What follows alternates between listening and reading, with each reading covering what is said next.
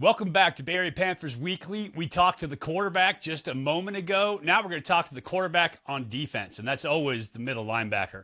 These guys have to know the whole system. They have to understand their assignment, but they have to understand what everybody else is doing so they can get everybody right. And stepping into that role is tough for anybody, but especially tough when you do it mid-season. This year, the Panthers had a linebacker in Wes Bowers come back to join the team, rejoin the team, I should say.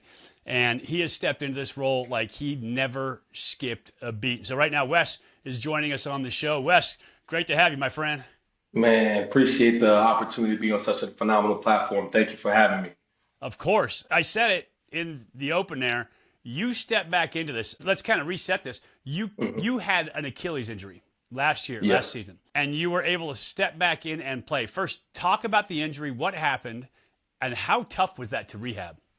Man, the injury happened last season, so our 2024 season, second game of the season versus Jacksonville. Routine play, non-contact injury, and so everyone kind of knew what happened as soon as it happened, went down on the field, and then my recovery journey started as soon as I got back, because I was on a late game for us, so my recovery journey started as soon as I got back, back to California, and it was a rocky road, I would say, but I was fortunate to be in a position to have such a phenomenal medical staff and coaching staff and organization behind me. Dr. Sharma did a phenomenal job. He was the surgeon who took care of my surgery, my injury, and the trainer last year and the trainer this year, man, they're second to none. And this is a top-notch organization. Coach Keith, put so much into me in my recovery process. So I feel like also just having that village, that backing behind me, definitely gave me a boost of morale because it definitely was some dark times. Um, you know, it's injuries in general, you feel like your whole world is flipped upside down at the drop of a hat, and just having the right people around me, my teammates, my family, my friends was I feel like a blessing for me. Um, just and especially the significance of the injury, Achilles tear. A lot of people it's hard to return from, and a lot of people take 2 years off. They take an extended period of time off just because the physical side might be healed, but the mental aspect is probably one of the toughest battles to take head on. And just being in this Bay Area Panther family definitely put me in the right headspace to put forth my best effort in regards to my recovery and back to get me to where I am now, which is back on the field playing for the Bay Area Panthers. I think you hit it right on the nose because one of the toughest things for any athlete, but really once you get to the college and the pro level for an athlete to do, is to face an injury because you're part of the team. And especially if you're a contributor, you're a starter, you're a guy who's there with your team every single day. As soon as you get the injury, and it's just by nature of what has to happen, you get moved to the side, Hmm. right? And you feel forgotten, right? You feel left out. You feel like you're not, although you are part of the team, you don't feel like part of the team anymore. And so Right. emotionally, I think you hit that really well. What was the toughest part of that for you? I feel like the toughest part for me was just, knowing all the preparation I put in. My first year, 2023, we had a phenomenal season, won the championship. So I was a rookie, but now going into that sophomore season, I knew exactly what I needed to do to prepare to have, the stellar season that breakout season. I had a lot of landmarks, a lot of goals that I knew I wanted to hit. And, just for that to just be, whew. And then I think for me was still seeing football being played. Because one thing, the world doesn't stop. Just because you get hurt, the world doesn't stop. And you also that it's that fine line of, all right, are you going to be the one that's going to mope around, be sad, bring everybody down around you, or are you going to find it within yourself to still be the motivator, to still be that happy-go-lucky, that jovial person? And man, that was the battle for me. I'm just knowing all the work that I put in, and then just being, sat down and just like, man, now what? Trying to find the identity outside of football was probably the toughest thing for me. Not being the athlete, not having that regimen. And I feel like that's probably the closest thing to retirement during my career that I could have faced, and just trying to find that identity. Who was Wes Bowers without the pads? Who was Wes Bowers without waking up 5, 6 a.m. to play football? Who was Wes Bowers without being around the Bay Area Panthers. So really trying to find that identity was probably the toughest thing for me. No doubt about it. I know I've got my book back here for those who are seeing the content. I work with pro athletes, college athletes on mindset. I work with corporate leaders and teams.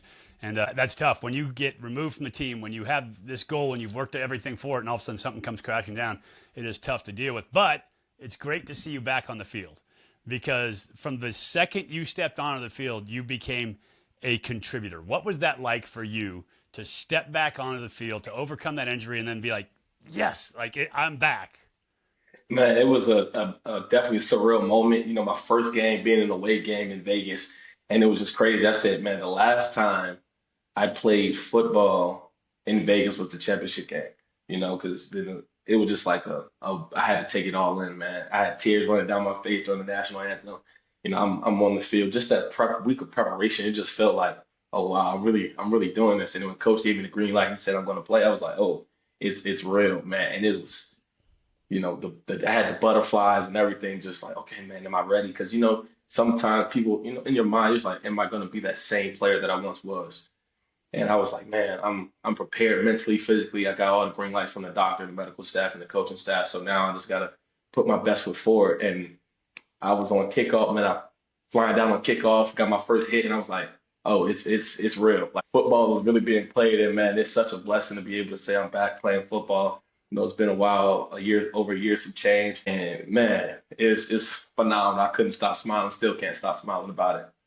Well, that's awesome. Your teammates are smiling too, because you have contributed big time since you got back. You've been a guy in the middle. Obviously, BJ Taufalele gets injured. You step right in and you do the job. How much does it help that you played in Coach Keefe's system? You talked about it. You played for the Panthers 23. You played for the Panthers last year. How much does it help to have played there before and be able to pick up where you left off?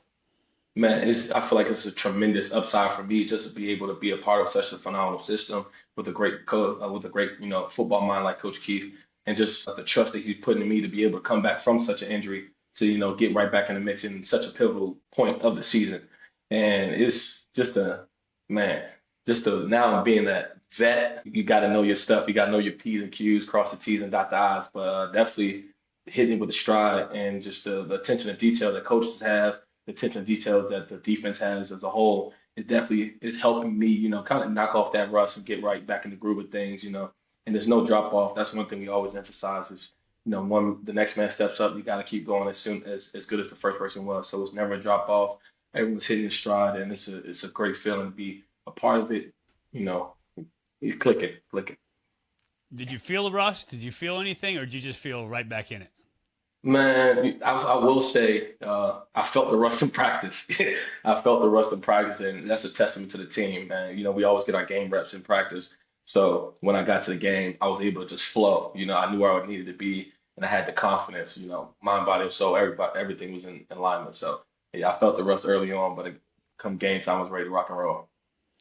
That's awesome. So you went to Georgetown to start. Did you play with Mhm. Josh Tomas down there?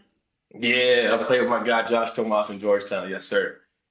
Talk about that. Talk about playing down there and with him. And you were the first one to come out here to Bay Area, correct? Yes, sir. Okay, so talk about playing down there at Georgetown. What was that like for you? Obviously, you're a Maryland guy, grew up back there, and then you end up coming out west. So what is that like to be there and then to make the trip west?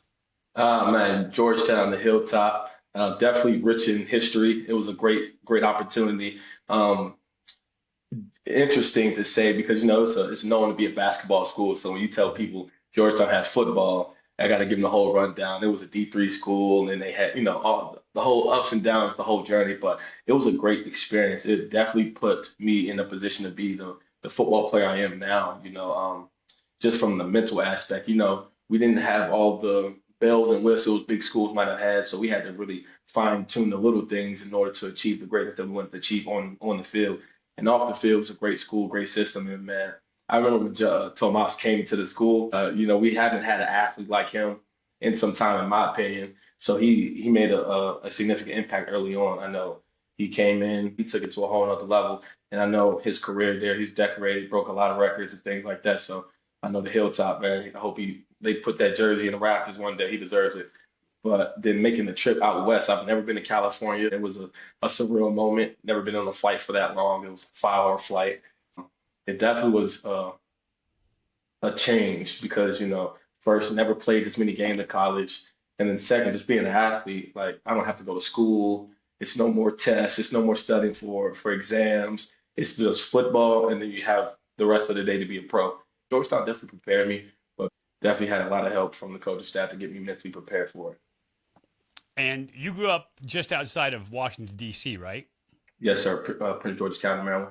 How much politics did you get growing up there, being so close? Were there a lot of political families around you? Oh yeah, definitely a lot of political families. A lot of we had a lot of political people in my family. My grandma, shout out my grandma. But and then interesting enough, just to transition to Georgetown, I thought I was into politics just being close to the city, but now being in the city, Capitol Hill down the street, it's like, oh man. And then it was like a microcosm of everything that happened in the world set right on top of Georgetown campus. It was heated debates in classes, so everything that was going on in the news reflecting right in the classroom. So it was a unique experience, definitely stressful. Definitely had to kept me on my toes, being abreast about with everything going on in the world. But it was good to keep in tune with everything. It was fun. I love it when you have to compete in school. I went to Cal, so you have to compete in school and you have to compete on the field. They're both great. I can tell, obviously, you got the great education because you dropped microcosm right in the middle of our conversation there. It doesn't happen for linebackers very often, so I'm just saying, one of those things. You guys have the stretch run now. You've got 3 road games coming up. So you've got to go to San Diego, you got to go to Tucson, you got to go to Massachusetts. You got Las Vegas coming back here, and they're going to have a chip on their shoulder as well as they try to play themselves into a playoff spot. What do you guys have to do to finish this thing out right? I would say the biggest thing is always sticking together. Sticking together. Going on the road as a professional is never easy. Any given Sunday, any given Saturday, anything can happen. But we know the importance of sticking together, as reflected in this past game versus North Arizona. And also just staying hungry and humble, making sure our boots are always on the ground, where our feet, we're always where we are with our feet, and just continue to move forward. Steady preparation and just understanding the grind never stops, no matter how much success, might come during the season. And I feel like that's one thing that we emphasize from the beginning of the camp, just sticking together, working hard, being a student of the game, being a true professional. Professionalism is probably a word we use every day in all of our meetings, in all of the interviews, and everything. We just want to stress the importance of being a professional and just never taking anyone lightly, even ourselves. Never taking anyone lightly, and always just putting our best foot forward. And like I said, just sticking together. That's how we're gonna continue to stretch. I know you want to make that championship run, but just making it back off that injury to be with your teammates, like you've already won this season. So does it feel like you're playing with house money? Man, I kind of just put in perspective of like now what? I'm back, and it's like now what? The miracle's already happened. Now what else can I do to kind of to one up it? And I have a responsibility to the guys in front of me and guys behind me. What can I do to continue to be the tone setter and push the limit? And it's truly a blessing to even say I'm playing football again. Like, man, when I re-signed to the team, I cried for like 3 hours. It's like it's really happening. And I never take it for granted, never take it lightly. So I always got my bucket hat and my lunch pail ready to work every day. I love it, and I love this conversation. That was a great conversation, man. I appreciate you coming on. Linebackers dropping microcosm into the middle of a conversation, and then tell me that they're crying. Like, you are, as a linebacker, you are a special breed. So I appreciate you, dude. I really do. I appreciate the fact that you've come back. It brings joy to my heart to see players kind of fight their way back from big injuries like that. And not just that, but on the field, you are showing up, you are making plays, and you are a pro's pro. So it's been really fun watching you so far. I appreciate it. I appreciate it. And I'm going to continue to put my best foot forward, man. Playing hard for the name on the front and the name on the back.